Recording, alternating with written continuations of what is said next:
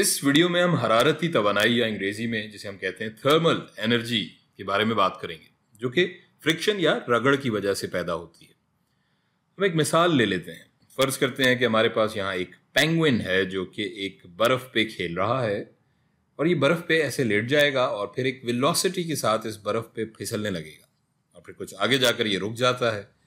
अब यहाँ हमारे पास आती है तवानाई के तहफ़्फ़ुज़ की बात, कंजर्वेशन ऑफ एनर्जी। शुरू में उसके पास वेलोसिटी थी, जिसका मतलब कि उसके पास काइनेटिक एनर्जी या हरकी तवानाई होगी, जो कि हम जानते हैं कि बराबर है हाफ mv² के। और फिर जब ये यहाँ रुक गया यहाँ आकर तो इसकी वेलोसिटी 0 हो गई, इसलिए इसकी हरकी तवानाई भी 0 हो गई। अब सवाल आता है कि ये तवानाई गई कहाँ, क्योंकि तवानाई तो महफूज रहती है। तो अगर हम क़ुव्वत के तनाजुर में इस चीज़ को समझने की कोशिश करें तो हम यही कहेंगे कि यहाँ ज़रूर कोई रगड़ की क़ुव्वत होगी दूसरी समत में, जो कि इस पेंगुइन को आहिस्ता करती है और फिर रोक देती है। पर यह बात हमने वाज़े की क़ुव्वत की मदद से, फोर्स की मदद से, लेकिन क्या हम काम और तवानाई, वर्क एंड एनर्जी की मदद से समझा सकते हैं कि यहाँ क्या हो रहा है?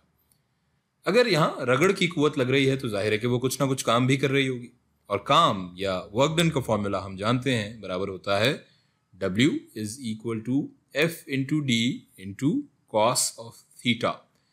अब हमारे पास यहाँ क़ुव्वत के बराबर तो रगड़ की क़ुव्वत आ जाएगी और यहाँ खिसकाव D के बराबर ही रहेगा, और चूंकि खिसकाव और रगड़ की क़ुव्वत उल्टी समतों में हैं एक दूसरे के, तो इनके दरमियान 180 दर्जे का ज़ाविया बनेगा। सो अगर इसको हम इस इक्वेशन में प्लग इन करें इन तमाम वैल्यूज़ को, तो W is equal to FR, ये फोर्स जो है फोर्स ऑफ फ्रिक्शन होगी, into D into cos of 180 degree. Cos of 180 degree हम जानते हैं -1 के बराबर होता है, तो ये W बराबर हो जाएगा W is equal to -FR into D। तो ये आ गया हमारे पास काम जो कि रगड़ या फ्रिक्शन की वजह से हुआ, और हम जानते हैं काम बराबर होता है उस तवानाई के जो कि एक क़ुव्वत या फोर्स मुंतकिल करती है।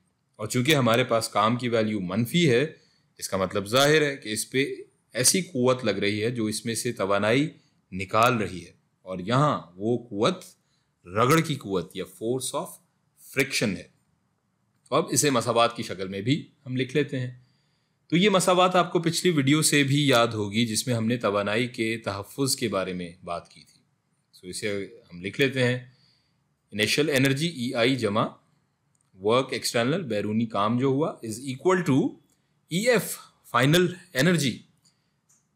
सो हमारे पास इब्तदा में जो तवानाई थी वो बराबर थी हाफ mv² के, और यहाँ पे बैरूनी क़ुव्वत रगड़ की जो है जिसका काम बराबर है, वर्क डन बराबर है, ये हमने देखा -FR इंटू D के, और हमारे पास कुल हतमी तवानाई बराबर है 0 के।